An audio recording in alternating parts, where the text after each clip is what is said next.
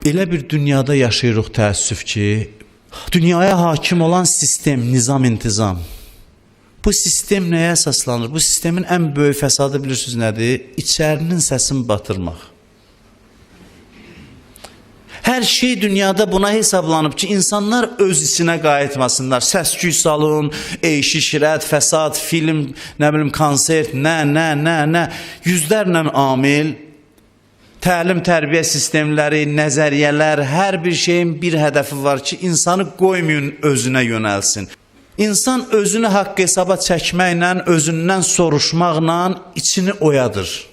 Bu əlacdır. Daxil oyandısa özü aparacaq səni, vəssalam.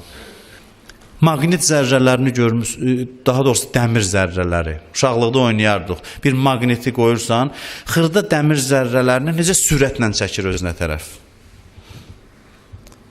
Bax, bizim içimiz oyansa, Allah özü bir maqnit gücü ilə biz zərrəyik Allahın qabağında. Bizi çəkəcək, çox sürətlə, işıq sürəti ilə gedəcək Allaha tərəf. Bizi təşviq eləməyə ehtiyac olmayacaq, muizə eləsinlər.